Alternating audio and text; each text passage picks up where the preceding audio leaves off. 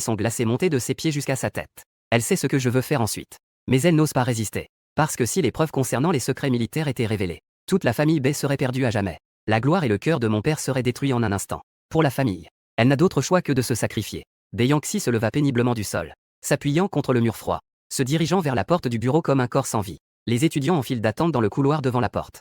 En voyant le visage de Bae-Yangsi, aussi pâle que du papier, et ses cheveux en désordre, ne purent s'empêcher de rester figés un instant, sentant vaguement que l'atmosphère était étrange. Bae-Yangsi prit une profonde inspiration, essayant de forcer un sourire plus laid qu'un pleur. La voix rauque prend la parole. En même temps, les camarades de classe, vous pouvez rentrer pour l'instant. Aujourd'hui, le bureau des finances a quelques affaires aujourd'hui. Nous ne pouvons pas traiter les affaires pour le moment. Revenez demain.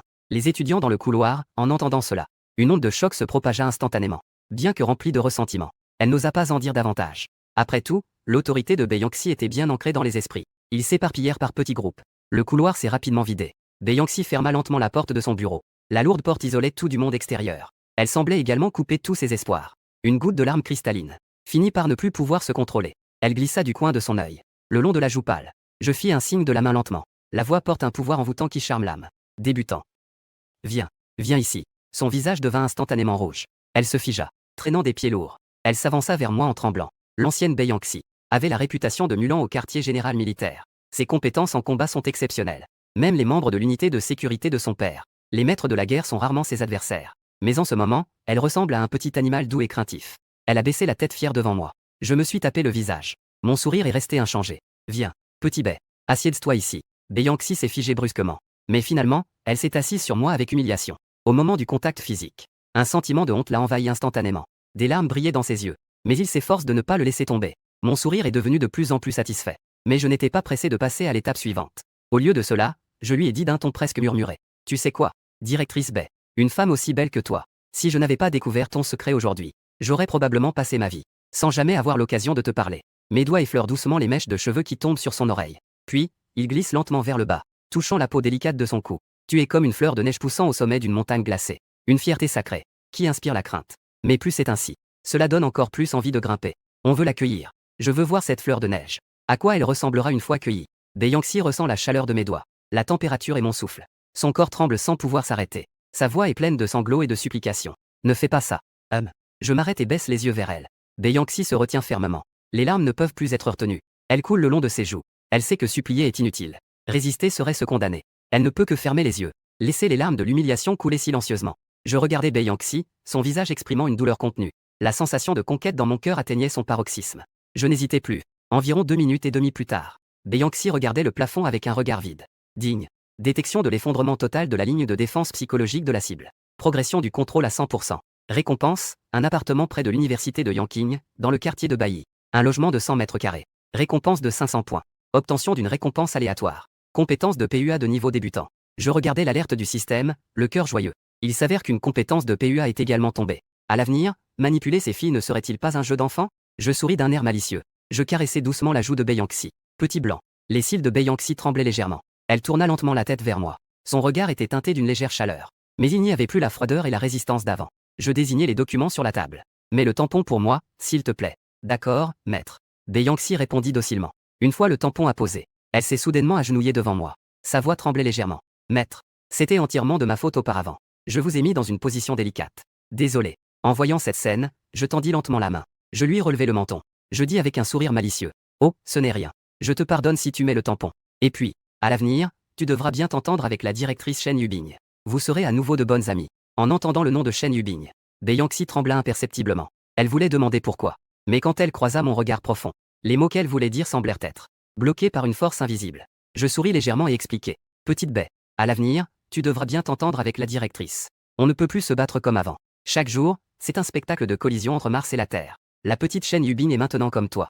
Elle m'obéit sans réserve. Elle est très docile. Bae-Yangsi, en entendant cela, un éclat d'incrédulité passa rapidement sur son visage. Vraiment, maître? Shen Yubing, elle aussi. J'ai tendu la main pour caresser ses cheveux soyeux. Bien sûr que c'est vrai. Quand ai-je déjà menti? Elle est comme toi. Ce sont toutes mes petites chattes obéissantes. Bae-Yangsi leva docilement la tête. Son regard était rempli de curiosité. Maître, je suis vraiment curieux. Pourquoi m'avez-vous choisi, nous deux? Je souris légèrement. En fait, si ce n'était pas pour vous deux qui ne savez pas vivre, me garder comme un tampon, je n'avais vraiment pas pensé à m'en prendre à vous. En fin de compte, tout cela, c'est de votre propre faute. On ne peut blâmer personne d'autre. Ça suffit. Ne posez pas trop de questions qui ne devraient pas l'être. Je me suis levé et j'ai ajusté mes manches. Le ton redevint neutre. Le chapitre était également terminé. Fais-moi les formalités de la bourse rapidement. Transfère-le sur ma carte dès que possible. Quant à toi. En parlant de cela, un sourire malicieux se dessina sur mes lèvres. Ne t'inquiète pas. Le plus piquant est encore à venir. À l'avenir, à l'extérieur. N'oublie pas d'appeler mon nom. Ne m'appelle pas maître à chaque fois. Quelqu'un pourrait l'entendre. On pourrait penser que nous avons des secrets inavouables. Beyoncé baissa rapidement la tête. Ses joues étaient légèrement rouges. Oui, maître. Non. Apprendre à chanter. Je m'en souviendrai. Je fis un bruit de satisfaction. Je ne dis plus rien. Je me retournai et marchai vers la sortie du bureau. Tout était en ordre. Ensuite, il fallait aller inspecter les maisons récompensées par le système. Avoir son propre chez-soi. À l'avenir, je ferai venir Shen Yubing. Que du Yangxi et les autres viennent faire leur rapport. Ce sera plus pratique. En sortant du bâtiment de bureau, je m'apprêtais à sortir mon téléphone pour appeler un taxi. Mais du coin de l'œil, je vis près du chemin bordé d'arbres. Il semble qu'il y ait eu un petit incident. Une grande fille. Une fille aux courbes délicates. En ce moment, elle est un peu mal à l'aise, tombée au sol. Des documents et des livres éparpillés jonchent le sol. En entrant, je me suis rendu compte que la personne en question était Luo Xiaoliang, la beauté reconnue de la première année. En ce moment, elle fronce les sourcils. Une main appuyée au sol. L'autre main tenant sa cheville droite. De petites gouttes de sueur perlaient sur son front lisse. Son expression semblait très douloureuse. J'ai affiché un air de préoccupation au bon moment. Camarade. Ça va, tu n'as rien? Luo Xiaoran ne s'attendait clairement pas à ce qu'il y ait quelqu'un si vite. Elle a instinctivement levé les yeux vers moi. En voyant un visage aussi séduisant que celui des spectateurs. Elle a légèrement hésité. Ses yeux se sont instantanément remplis de larmes de chagrin. Sa voix avait aussi une note de sanglot. Camarade. Il semble que je me sois foulé la cheville. Ma cheville me fait très mal. Je ne peux plus bouger. En disant cela, elle a désigné quelques feuilles de papier au sol. Son ton était anxieux. Peux-tu m'aider à me relever? J'ai un formulaire très important ici. Il faut le remettre au bureau des affaires académiques maintenant. Sinon, il sera trop tard. J'ai jeté un coup d'œil aux documents éparpillés au sol. Camarade. Je vois que tu es assez blessé. Mieux vaut d'abord aller à l'infirmerie. Ne perds pas de temps. Luo Xiaoran a secoué la tête avec anxiété. J'ai un formulaire très important ici. Il doit être remis immédiatement au bureau des affaires académiques. Sinon, il sera trop tard pour la sélection des bourses. Elle semblait alors avoir pris une grande décision. Ses joues prenaient une teinte rougeâtre et peu naturelle. Écoute, camarade. Peux-tu me porter, puis m'emmener au bureau des affaires académiques? D'accord? Ses yeux brillants de larmes me regardaient timidement. Comme un petit lapin effrayé. Attendant d'être secouru. J'ai accepté sans aucune hésitation. Pas de problème. Aider les autres est une belle tradition pour nous, les étudiants d'aujourd'hui. À peine avait-il fini de parler. Je me suis rapidement penché. Une étreinte de princesse classique. Je l'ai alors soulevé dans mes bras. Son corps dans mes bras était doux et parfumé. Mais il y avait une légère rigidité à peine perceptible. Cependant, au moment où je m'apprêtais à avancer, Luo Xiaoran dans mes bras a soudainement poussé un cri. Camarade. Que fais-tu? Lâche-moi vite. La voix était si forte. Suffisamment pour résonner à travers tout le campus. Le visage qui était initialement pitoyable est devenu soudainement terrifié. Reste calme. Camarade.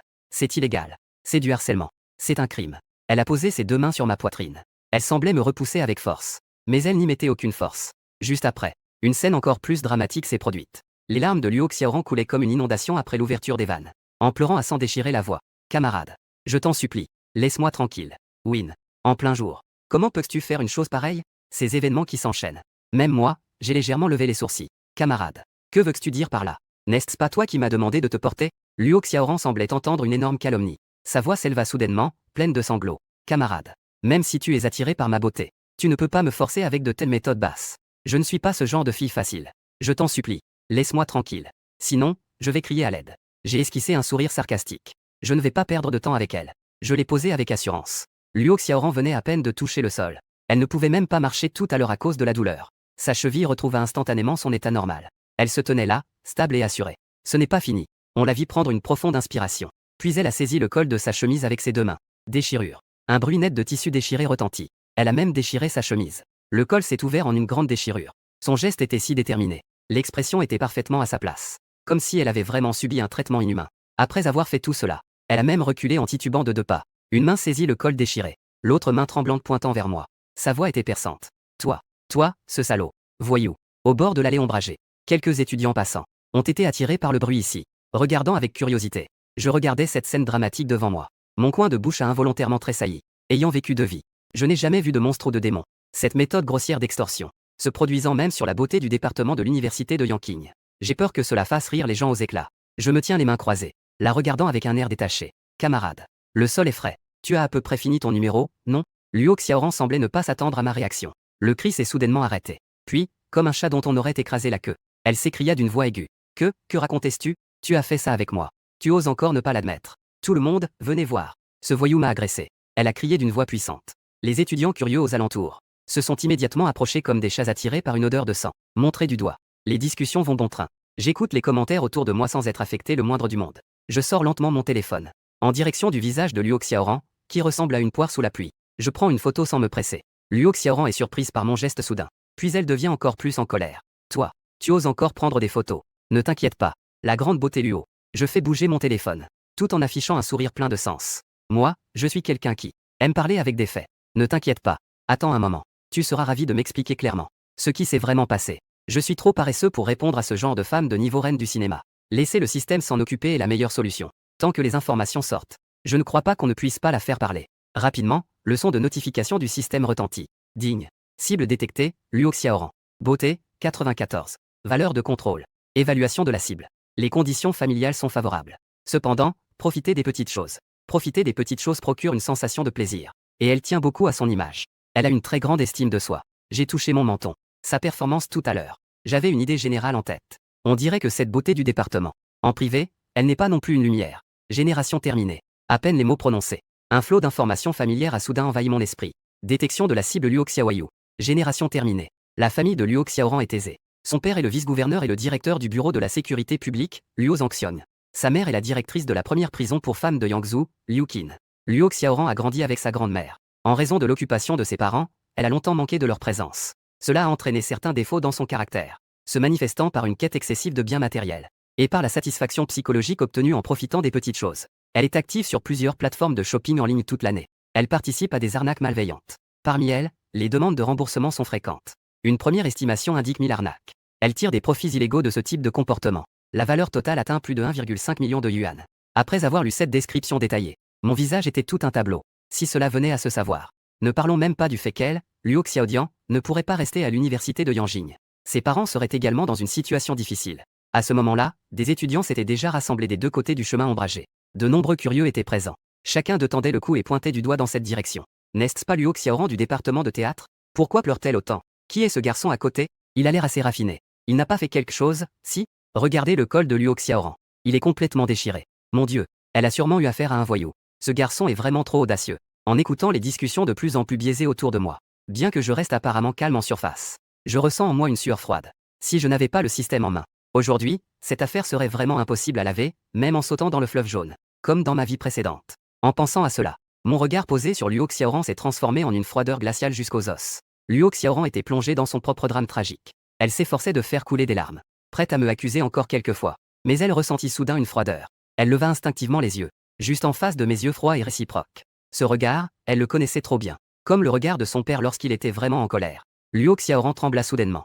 Son geste pour essuyer ses larmes se figea dans les airs. Ses sanglots s'arrêtèrent brusquement. Je me suis approché de Luo Xia.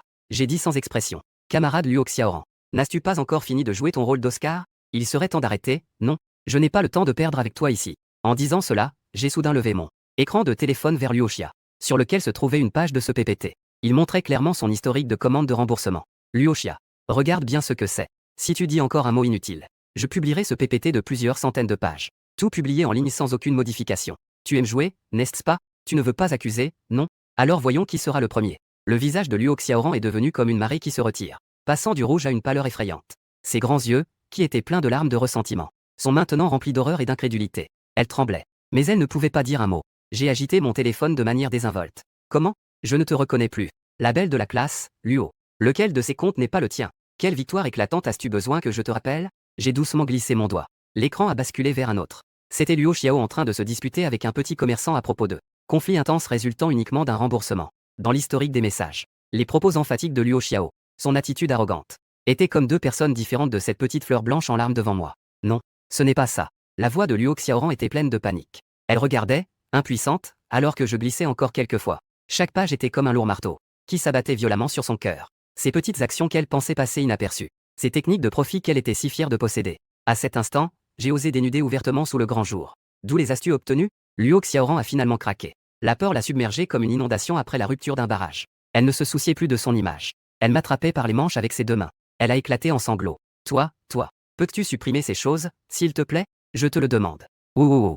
Sinon, je suis foutu. C'est vraiment fini. Les étudiants autour, qui étaient initialement indignés. Les élèves qui me pointaient du doigt sont maintenant complètement abasourdis. Ce retournement de situation est vraiment trop rapide. La seconde d'avant, elle était la pauvre victime d'un voyou. Comment, à la seconde suivante, elle se retrouvait à pleurer et à supplier le voyou. Je lui ai doucement enlevé la main. Maintenant, je sais. Terminé. Dis-moi. Pourquoi viens-tu me chercher des ennuis? Quel avantage as-tu à me calomnier? Luo Xiaoran pleurait, haletante. Elle a dit, entre deux sanglots. Oui.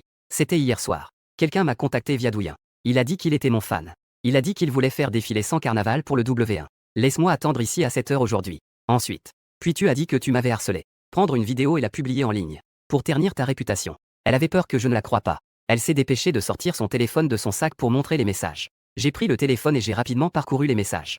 C'était effectivement un utilisateur anonyme. L'avatar et le pseudo étaient tous deux par défaut du système. Les messages confirmaient également les dires de Luo Xiaoran. L'autre partie utilisait son carnaval comme appât. Pour qu'elle exécute ce plan. Personne ne connaît la véritable identité et les conditions familiales de Luo Xiaoran. Il semble donc raisonnable d'avoir une centaine de carnavals. Mais je trouve toujours que quelque chose ne va pas. Alors, j'ai levé les yeux vers Luo Xiaoyu. Son regard était perçant. Tu ne sais pas quelles sont les conditions de ta famille? Ton père est Luo Zhangxiong. Ta mère est Liu Qin. Tu vas manquer de ces 100 carnavals. Pour une personne ordinaire, c'est une somme énorme. Mais pour une riche héritière comme Luo Xiaoran, au plus, c'est juste une petite voiture. Elle a été appelée par le nom et l'identité de ses parents. Le visage de Luo Xiaoran est devenu encore plus pâle. Elle ne s'attendait pas à ce que je connaisse même sa famille. Et que j'ai tout vérifié clairement. Je ne le fais pas pour le carnaval. Plus elle parlait, plus sa voix devenait faible. Sa tête s'inclinait de plus en plus bas. Je pense juste que l'affaire de te piéger est plutôt amusante. Je suis presque en train de rire à cause de la logique de cette femme. Juste parce que je trouve ça amusant. Juste parce que je recherche le frisson. Tu as failli ruiner ma vie. En voyant mon visage devenir de plus en plus laid. Elle s'est mise à s'incliner et à s'excuser. Ses larmes coulaient sans retenue. J'ai vraiment tort. Cher camarade Mugé, veuillez me pardonner cette fois-ci. Je ne recommencerai plus jamais. Je prends une profonde inspiration. Réprimer cette impulsion de lui donner une claque. Ça suffit. Ne crie pas, puisque c'est une accusation mensongère. Il doit sûrement y avoir un complice à côté qui te filme, non? Fais sortir la personne. Nous devons trouver une excuse pour faire passer cette affaire. Sinon, aujourd'hui, je vais vraiment être ruiné par toi, idiot. Ce qui m'intrigue davantage maintenant, c'est ce fleuriste que Luo Xiao a utilisé pour ce faire. L'utilisateur anonyme, qui est-ce vraiment? Il sait même que je viendrai dans ce bâtiment pour le document de bourse. Il a même calculé le temps si précisément. Plus j'y pense, plus je fronce les sourcils. Cette affaire a quelque chose de sinistre. Juste au moment où je réfléchissais, Luo Xiao, la voix tremblante, s'est tournée vers un buisson non loin. Elle a crié vers un groupe de buissons bas. Petit snack. Sors, s'il te plaît. À peine avait-elle terminé sa phrase que les buissons ont bougé. Une personne portant une casquette est apparue. Une fille plutôt intéressante est sortie. Elle tenait un réflexe numérique à la main. La fille s'est approchée en courant quelques pas. Elle avait une rougeur d'excitation sur le visage. Oh là là. Petit. Enfin, c'est fini. Vous avez tous les deux joué de manière tellement réaliste. C'était tout simplement incroyable. Surtout toi. Petit. Les larmes sont venues si facilement. J'ai presque cru que c'était vrai. Elle disait cela avec enthousiasme. Elle a levé la caméra pour la montrer à Luo Xiaoe. Regarde cet angle. Cette lumière. C'est incroyable. Ses mains tremblantes doivent être chaudes. J'ai haussé les sourcils. J'observais silencieusement cette amie qui était soudainement apparue. Le visage de Luo Xiaoran passait du bleu au blanc. Elle était si gênée qu'elle aurait voulu se cacher dans une fissure du sol. Eh bien, belle. Laisse-moi te présenter. Voici Muge. Nous étions en train de répéter un petit sketch. Nous nous préparons pour le concours de courte vidéo de l'école. Scénario. Le scénario, c'est lui. Il joue un prétendant un peu obsessionnel. Qui est tombé amoureux de moi. Et ensuite. Il m'a alors. Go-Mémé a soudain compris. Son regard vers moi s'est immédiatement rempli d'admiration. Bonjour, beau gosse. Je suis Go-Mémé, la colocataire et la camarade de Xiaoran. Elle a joyeusement tendu la main. Ton jeu d'acteur est vraiment incroyable. Ce regard féroce tout à l'heure. Je le ressens même de très loin. C'était tellement puissant. En voyant sa main tendue, j'ai doucement serré sa main. Un sourire chaleureux est apparu sur mon visage. Comme si ce regard froid tout à l'heure. Ce n'était pas moi qui avais une présence imposante. Bonjour, camarade Go-Mémé. C'est grâce à Xiaoran que le scénario est bien écrit. Je ne fais que jouer selon le script. J'ai saisi l'occasion pour reprendre la parole. En m'adressant à la foule qui n'était pas encore dispersée. Camarade, permettez-moi d'expliquer à tout le monde. Tout à l'heure, nous étions en train de tourner un court-métrage sur la sécurité scolaire. Une vidéo de sensibilisation sur la prévention des perturbations. Voici la camarade Luo, de la filière de théâtre. Je suis son partenaire, Mugé. Voici notre caméraman, l'étudiante Go-Mémé. Je suis vraiment désolé d'avoir effrayé tout le monde. En m'entendant dire cela, les murmures se sont progressivement apaisés. La foule de curieux a également commencé à se disperser par petits groupes. En voyant cela, je me suis senti un peu plus calme. Je regardais le sourire de Go-Mei, qui ne faiblissait pas. Camarade Mei, comment s'est passée la vidéo? Peux-tu me montrer le résultat d'abord? Nous pourrons ajuster en fonction de ce que nous voyons. D'accord. Go-Mei a déjà une très bonne impression de moi. À ce moment-là, en entendant mon appel avec une voix charismatique, elle était encore plus ravie. Elle m'a tendu l'appareil photo sans aucune réserve. Elle a même appelé avec douceur. Frère Mugé, n'hésite pas à regarder. Mes compétences sont très solides. J'ai pris l'appareil photo et j'ai commencé à l'utiliser avec aisance. Ensuite, devant Go-Mémé, j'ai directement sélectionné et supprimé le fichier vidéo. Supprimer directement le fichier vidéo sélectionné. Go-Mémé a été surprise. Et Frère Mugé, symbole marque déposée. Toi. J'ai dit sans changer de visage. Je viens de vérifier. J'ai découvert que quelques plans avaient une mauvaise lumière. Cela affecte l'effet global. Et il semble que l'humeur de Xiaoran tout à l'heure n'était pas tout à fait ajustée. Je prévois de trouver un meilleur éclairage tout à l'heure. Et de refaire quelques prises. Pour ce genre de choses, il vaut mieux viser la perfection.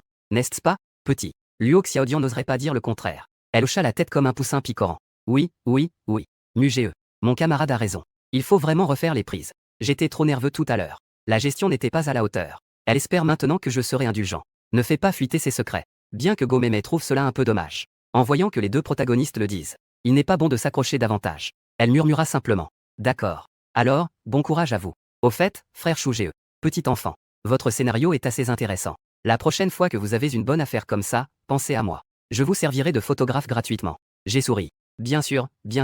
Cher Mémé. Merci pour votre travail acharné aujourd'hui. Je dois encore discuter de quelques détails du scénario avec Xiao. Je ne vais pas vous faire perdre de temps. Un de ces jours, je vous inviterai. Je vous invite, vous et Xiao, à dîner ensemble. Je te remercie sincèrement. Les yeux de Go-Meme se sont illuminés. Puis elle a affiché une expression de compréhension. Elle a ensuite fait un clin d'œil à Luo Xiao. Alors je ne serai pas un troisième roue. Après avoir dit cela, elle a fait un geste d'encouragement à Luo Xiaoran. Puis, en fredonnant une petite mélodie, elle s'est retournée et est partie, satisfaite. Luo Xiaoran regardait le dos de Go-Meme s'éloigner. Les mots d'aide étaient coincés dans ma gorge. Je regardais Luo Xiao avec un regard perçant. Comme si je voulais l'analyser entièrement. Pour tout comprendre de l'intérieur à l'extérieur. Luo Xiaoran ne put s'empêcher de frissonner.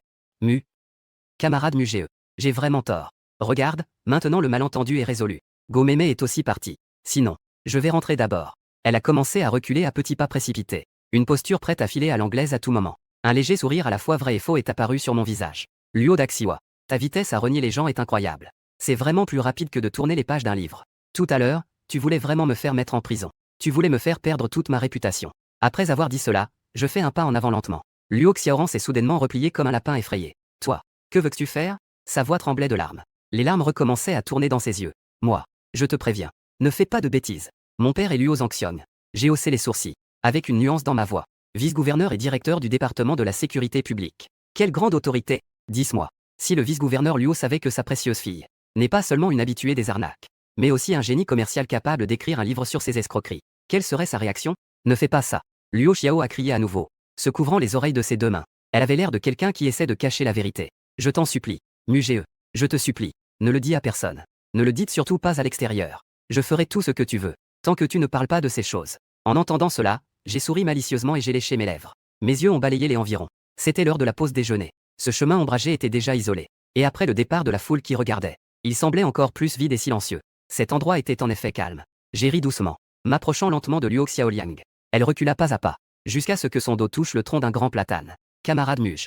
Que veux-tu vraiment? J'ai tendu la main pour soulever doucement le menton de Luo Xiaoran. Camarade Luo, n'étais-tu pas très impliqué tout à l'heure? Tu pleurais et déchirais tes vêtements. Tu as dit que si je te faisais quelque chose maintenant, et que je publiais ces preuves en ligne, avec la vidéo de ta performance tout à l'heure, qui croira qui, alors? Les pupilles de Luo Xiaoran se sont soudainement rétrécies. Non, j'ai tort. Je sais vraiment que j'ai tort. Ses larmes coulaient comme des perles d'un fil rompu. Élève de Muge. Grand frère Muge. Je t'en supplie, laisse-moi cette fois. Je ne le ferai plus jamais. Je suis prêt à être ton bœuf ou ton cheval, peu importe. Être à ton service. J'ai poussé un léger soupir. Mes doigts caressaient doucement son menton lisse. Cette sensation froide a fait que Luo Xiaoran tremblait encore plus. Que peux-tu faire avec ta peau délicate et ta chair tendre? Après un instant, mon regard est devenu perçant. Tu n'aimes pas jouer la comédie? Tu n'aimes pas profiter des petites failles? Tu ne trouves pas que c'est amusant de faire le faux? Maintenant, je vais te laisser t'amuser à ta guise. Après avoir dit cela, je saisis fermement le bras de Luo Xiaoran. Je l'ai directement tiré plus profondément dans les bois, sur son tronc.